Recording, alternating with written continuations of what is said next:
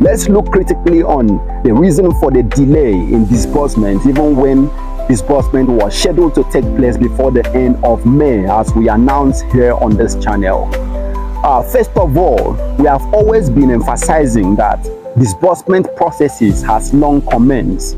The difference right now is in the alert actually hitting the account of NGO CEOs and the beneficiary. But as we have always stated, the processes of disbursement has always been ongoing. And in the ending of May, a certain milestone, a very important milestone, was attained, even when the alert did not hit the bank account. You might have heard people saying in the grant ecosystem that certain grant stakeholders like the UAAG country director met with the president in the villa.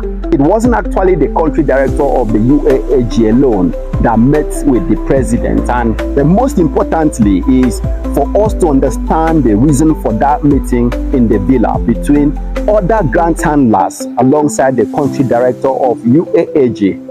Before now, there's been this supremacy battle on which of the grant handlers should disburse the fund to the NGOs to disburse to their beneficiaries. And in this aspect, there has been a series of petitions.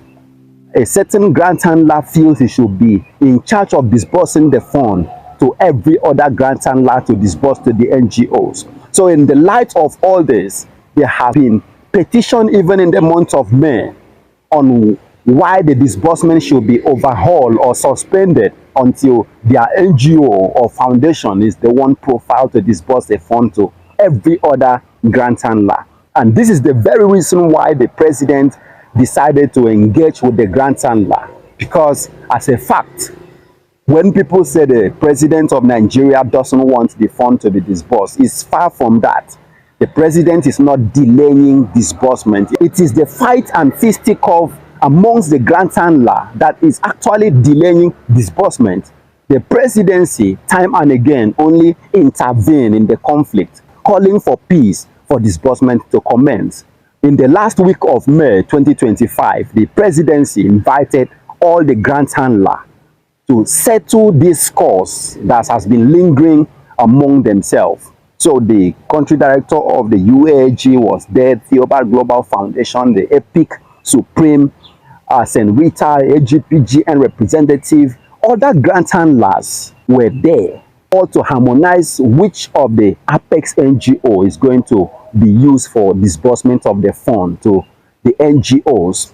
And the good news in that meeting is that one of the grant handlers will eventually pick to disburse the fund to every other grant handler to disburse to the NGOs. So take note, there's a process that is already activated for disbursement to commence.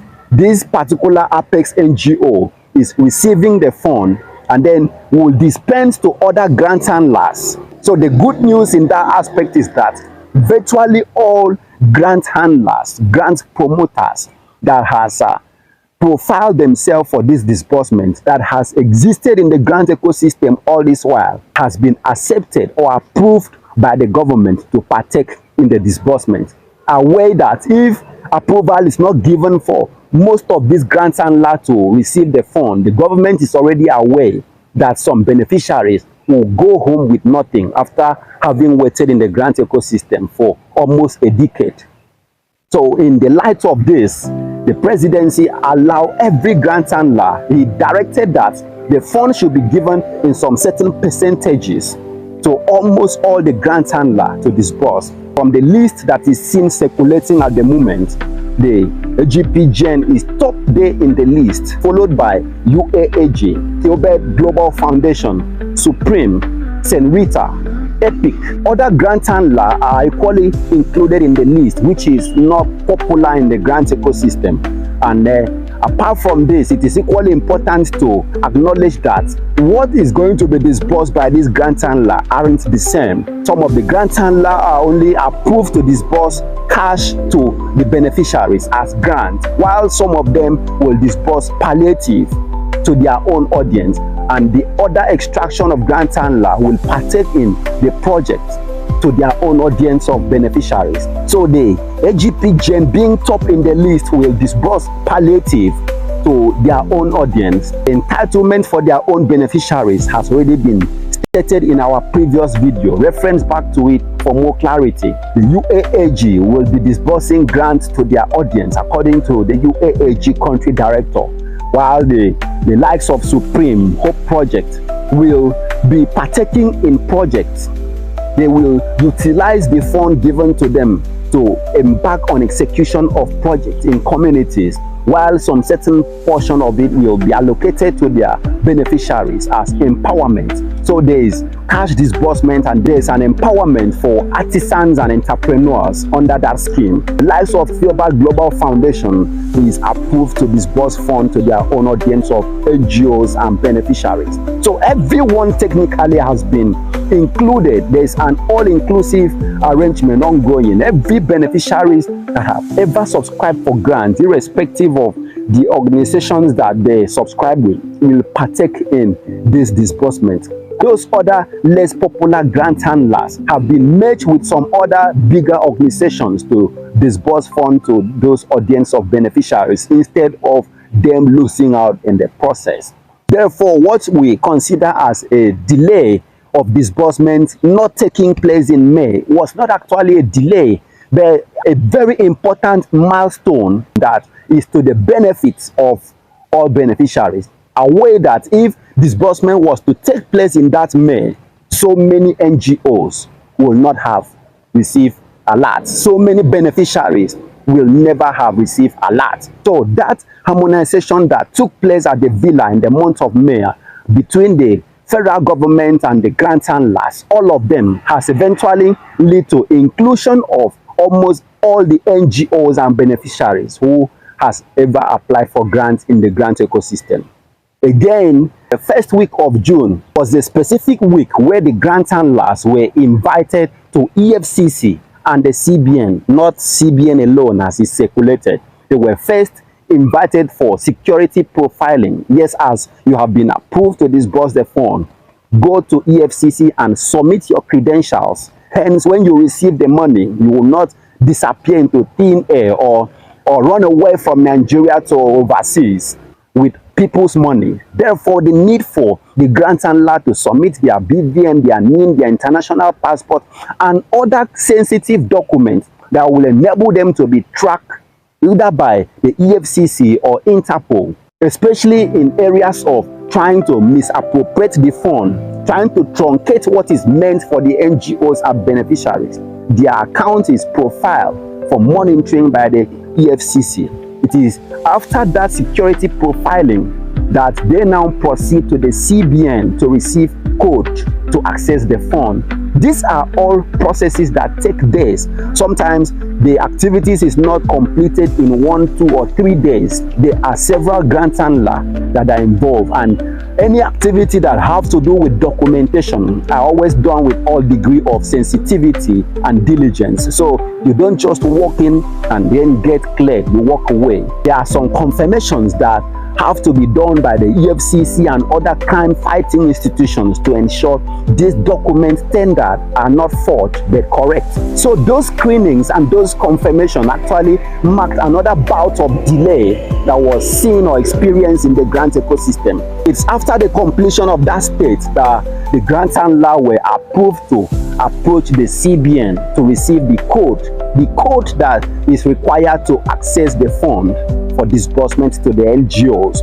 And these are part of the activities that created another sequence of delay in the first and second week of June, which we are. But the good news is the code has been given to all the approved grant handlers to disburse the fund. And immediately after a code was issued to the grant handler to disburse the fund, then was the MOU, a pact between the federal government, the financially regulatory bodies, the NFIU, the CBN, the grant handler. The reason for this is to ensure they will obey the strict guidelines that are being provided for the grant handler to follow astutely to ensure the process does not upset the economy. So the practice to ensure the grant handler live up to these conditions or agreement throughout the course of disbursement. It's equally important to note that before disbursement will take place, MOU and disbursement template will be released to the grant ecosystem. I'm not sure if the template will be made public, but we on this channel will make the template available to all of you to access and to know exactly how much your organization is receiving and how much you are entitled to as a beneficiary. If you haven't subscribed to this channel, subscribe immediately and turn on the notification bell. Hence, when we bring on this template and the MOU, you will be immediately notified. And these are all strong milestones attained so far that should call for celebration, not worry, not frustration, not depression, as seen across the tent in the grant ecosystem. And this is the much reason why we keep emphasizing that all grant subscribers should sustain a highly excitatory and positive state of consciousness. Hence, they will stay alive to receive what God has already made possible for the masses. This is a blessing that so many generations will not be lucky to have. So you need to stay alive to experience this process eventually rolling out to an end. Yes, the house rent is there, the school fee is there, feeding is difficult, you are sick, you need money to undergo operations. God will sustain you till the money hits your bank account to achieve these wild expectations. This is our prayers for everyone, and God has already answered us. You will stay alive and healthy till disbursement alert hits your bank account. Now, the final question to address in this session: when is the official date approved for disbursement to take place? Yes, it's already circulated in the grant ecosystem that disbursement will not reach the NGOs and the beneficiaries in this week. Disbursement is starting officially this week in June 2025. When I mean this week, specifically between the 13th and the 15th of June 2025. Yes, that's the reality. Anyone that tell you disbursement is suspended till next week is simply lacking information. As code has been given to the grant handler, I've heard people agitating for protest or saying government doesn't want the fund to be disbursed. Please note, this grant doesn't belong to the government. It belongs to a non-governmental entity. As such, governments cannot stop the disbursement of the grant. Governments can only regulate the processes, the entitlements that should go to NGOs or beneficiaries. But the government cannot stop disbursement taking place. So the delay is in the hands of the grant handler, not the government. Approval has been given, if not because of the fine-tuning, the screening, the documentation, and the profiling that has been taking place lately. Disbursement should have long started in May. So this week, the disbursement processes will kickstart and roll towards next week and the entire month of June and July. Take note that the MOU is going to hold information that safeguard your own NGO CEO from disbursing accordingly what is approved by the federal government to you. We will still be here to take feedbacks from beneficiaries, especially those who are having issues with their NGOs not disbursing to them as after they have legitimately subscribed to that NGO.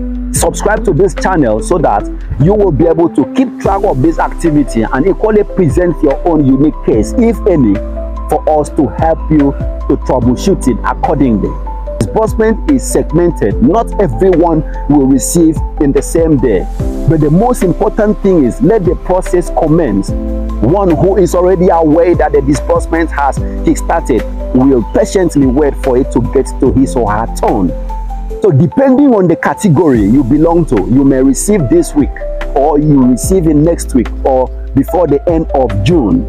But the fact is, disbursement is starting this week. Keep the accounts active for alert to hit. Not when the alert hits your bank account, it reverses back to the Apex account because of some certain restrictions or dormancy. NGO CEOs keep the account active. Dormancy of accounts can reverse your alert back to the Apex account and you miss out of disbursement. Same thing goes with the beneficiaries. ensure you deposit money and you withdraw in your savings or current accounts. Hence, you will not hear disbursement has started and you don't receive alert. Pending alert may be as a result of inactivity of the account or dormancy of the account. Security and safety. Security in the area of fraudsters already monitoring your account, waiting for alert to hit for them to clear everything. So many people have left their ATM pin unguardedly accessed by fraudsters. Some have clicked links on the WhatsApps and Telegram groups and share their BVN or code OTP to sensitive areas of their account with scammers and fraudsters.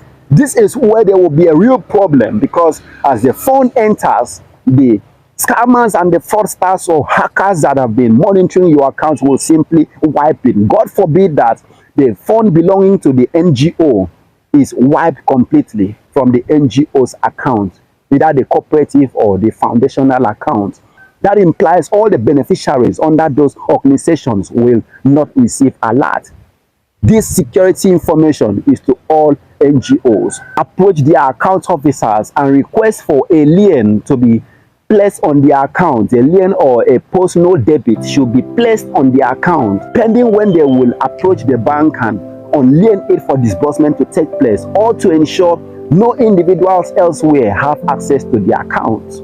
If you are new to our channel or haven't subscribed before, kindly click on the subscription button and activate the notification bell. Sometimes some people don't get our updates because they don't turn on the notification bell.